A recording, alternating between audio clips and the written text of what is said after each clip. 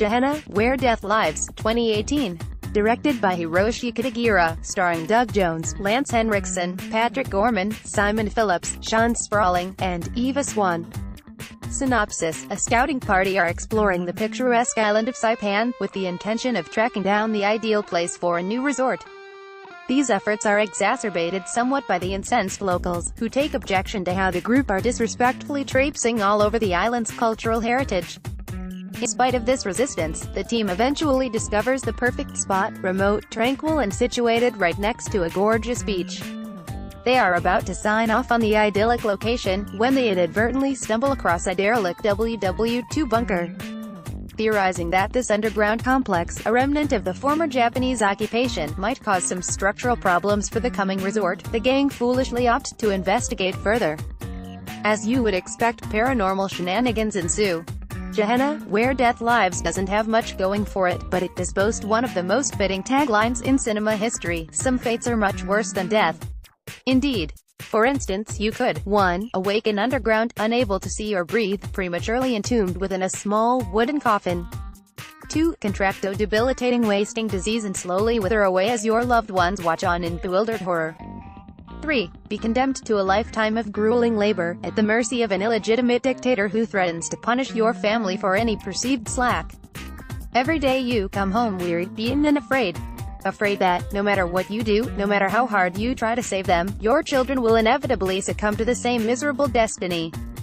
4. Suffer from the infamous locked-in syndrome, with a looping series of infomercials playing on the TV in front of you. 5. Work as a Sonderkommando in a Nazi death camp, an occupation so harrowing that you sometimes envy the very bodies that you cart off to the furnace.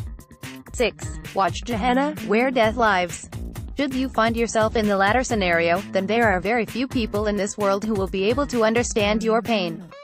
So please, exercise some viewerly discretion and heed my warning, stay well away from Gehenna, Where Death Lives. If you still insist on watching it, then I implore you to keep reading, at least that way you will be fully prepared for the galling tedium that's to come. Before going any further, I want to stress that this movie is not funny bad, or even fascinatingly inept. It's just hard work. So if you decide to give it a shot, then don't blame me if you have a thoroughly miserable time.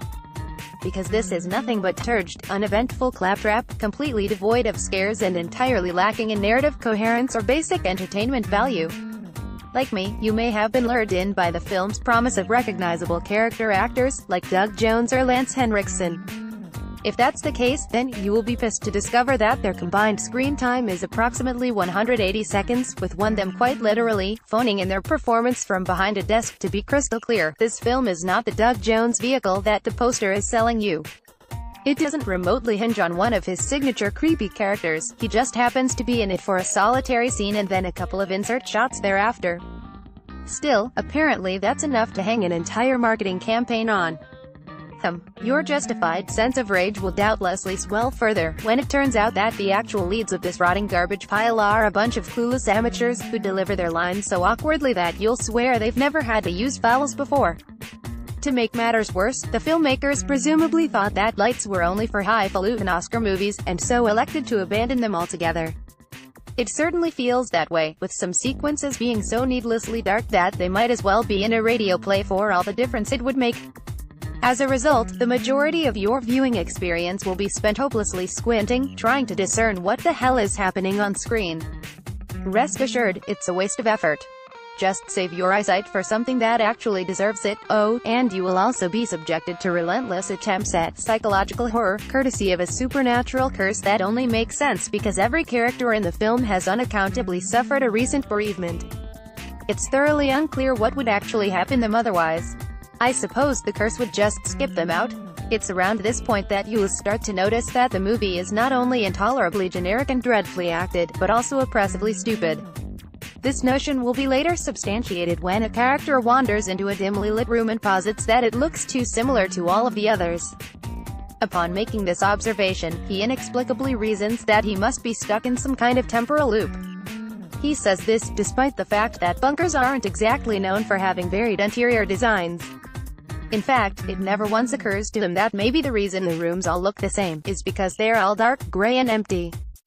Instead of thinking in this way, like a rational human being, he just infers that the very fabric of reality is deteriorating around him. Granted, he is later proven right, but it still doesn't change the fact that this was his first fucking assumption. To be fair, characters will come to similarly groundless conclusions throughout the movie, but after a while you'll stop caring.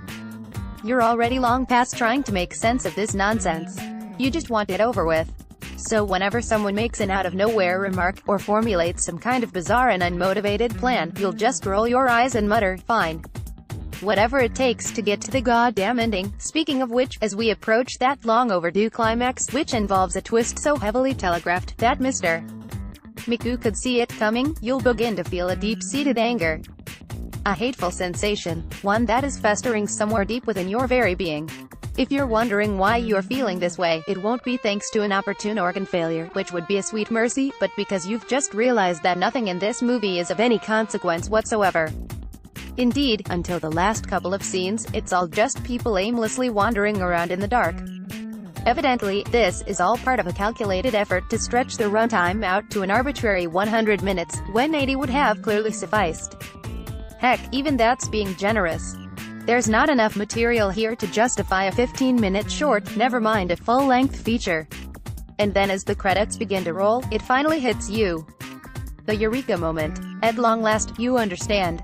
Understand why this has all been so stilted and arduous. How could you have not seen it before? Gehenna, Where Death Lives is not a film in the conventional sense. It is not designed to entertain, tell a compelling story or transport its audience into another world. It has much loftier ambitions than that. This isn't a movie, it's a statement.